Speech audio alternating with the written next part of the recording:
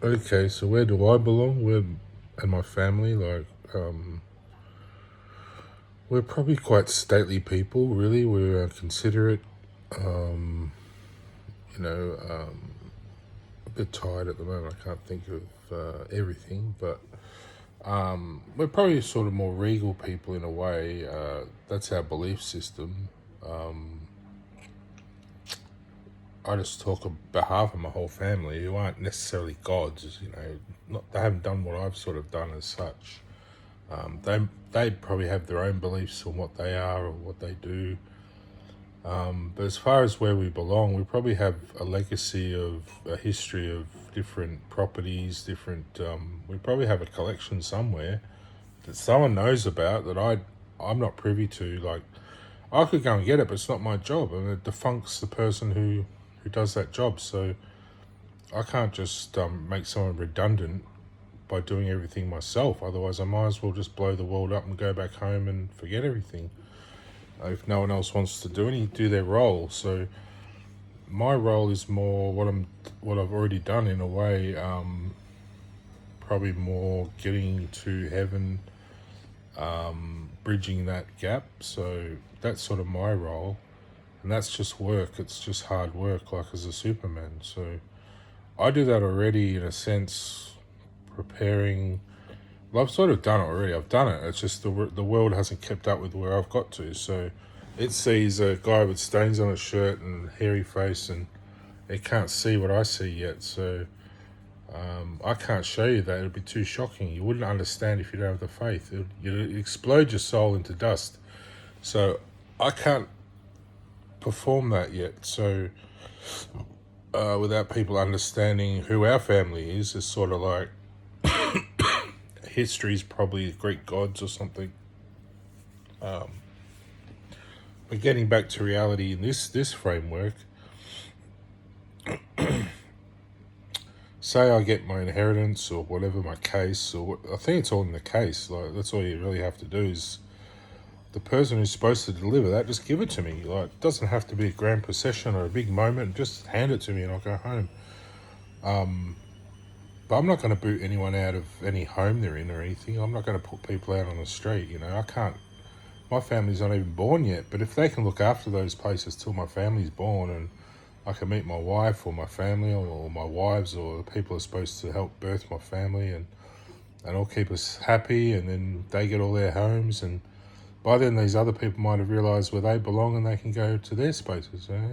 I'm not cruel or unkind or anything. I'm just in a bad situation where I'm not being honoured or respected or recognised, and I can't do that for you. I mean, if I'm not getting out there with my videos, it's not my fault, is it? I'm putting it out on on my account. People should be able to see it.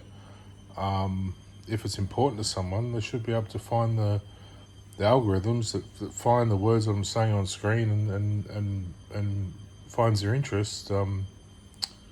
I send it to my family as much as I can do, really, or my friends. I have a couple of friends, or a few friends. It's not many, but it helps have a bigger friend base. But a lot of my other old friends sort of dropped off. Um, I meet some through mental health, and their sort of interests are elsewhere. It's sort of the health that keeps us, sort of meets us up, whereas really our real interests lie in other places. We're all sort of in different places in our timeline. So I'm sort of more in the middle. There's probably people ahead of me and there's people behind me. So I'm sort of in the middle at the forefront. So if you look at it, I'm like the tip of the pyramid, sort of. So not going up, but going out. So there's probably people above me, the sides and everything. I'm the point at the front. So there's never really anyone in front of me, like in that sense. There's probably above me and below me and side to side, but I'm usually at the front. So if I'm not getting nurtured and I can't move on, the whole world gets held back, and then I get blamed for it. But there's no one nurturing my needs to get that point going, And really, I'm pointing to heaven, where my wife's gone, and sort of having to meet up with her. So there's no set story or rule, or the story can be many things, and it all comes together as some kind of great sort of thing when the harmony kicks in, and it's all fantastic then. It's all in line and in harmony. And maybe it goes out of harmony for a while, but not harm, you know. It doesn't have to go back to harm. It can just be like out of harmony, you know, and then go back to harmony, and then the story starts again, you know. When everyone's involved, that's harmony. When they're not, they're having a rest. So stories can come and go, or, you know, people can just go home and rest with their family and celebrate different things. But it's nice when harmony happens and everyone's on the same page and the story kicks in, everyone knows their roles. And I guess like filmmaking, you know, you go back to your home at the end of the day and then sit around, have your meal and have a rest, and then maybe something happens and the story kicks in again. But at the moment, it's just this detrimental sort of egotistic sort of head fuck going on. And you know, I've got these pains and everything in my head now from all this noise, and I don't want that resting at home, trying to get my feet well, you know. So I'm having time off from anything. I mean, out there's not a story. It's just like hard slog for no reason. It's not a story. I mean, if you're not going to fund people so they can enjoy their story, what's life going to be about? Just forever struggling to try and make ends meet. There's people out with so much money they don't need it, and there's people with so little money they can't even eat food. You know, it's not about everyone being the same. It's just about honouring people's needs. It might all be different, but it could be the same. But it might be sort of structure, you know, like a crystal. You know, all different points in different places, and the point of the triangle might be all sort of crystal. You know, sort of in a sense like a frequency sort of bandwidth, all bits coming out everywhere, but all with the same sort of destiny. You know. I don't see the point in destiny being death. I mean, if you want to drop off and die, if you're not keeping up, well, that's fair enough. If no one's helping you up, but that's not my destiny to die. I've already gone to heaven, so I can't go back to that sort of old idea that you just wither up and die. And that's what people are sort of leaving me to be, on my own, wither and die. Eventually, I'll just become a force that they can't understand at all. I mean, they'll be too far behind, and it will be real for me, but everyone else will be like, "What is that? Is that like a, you know, some kind of Pegasus sort of phoenix thing on fire in the sky?" And it'll just be me walking around, and they'll be seeing all these weird, strange things because they're not keeping up, and it'll be all supernatural and crazy, and because they don't believe in it, you know.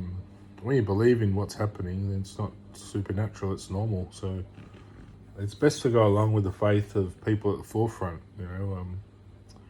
But yeah, like I say, I'm not going to boot anyone out of their home because I have an inheritance. It's more understanding where they're at, helping them to sort of where they want to be.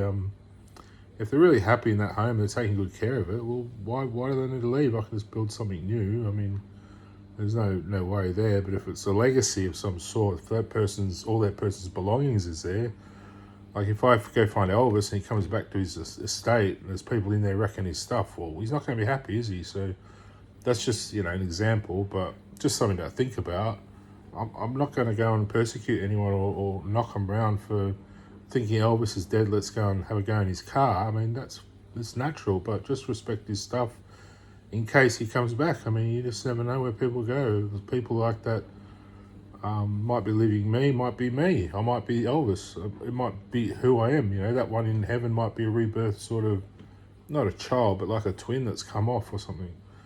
So just remember that you might not have all the facts, so take care of things that don't pertain to you. If you've just come across them, try and take care of them. I mean, they are, at the end of the day, everything is a throwaway. I mean, we know that, but there's some things that are treasured, so just remember, treasures, you know, try and take care of them if you can. I mean, they mean a lot to some people, you know.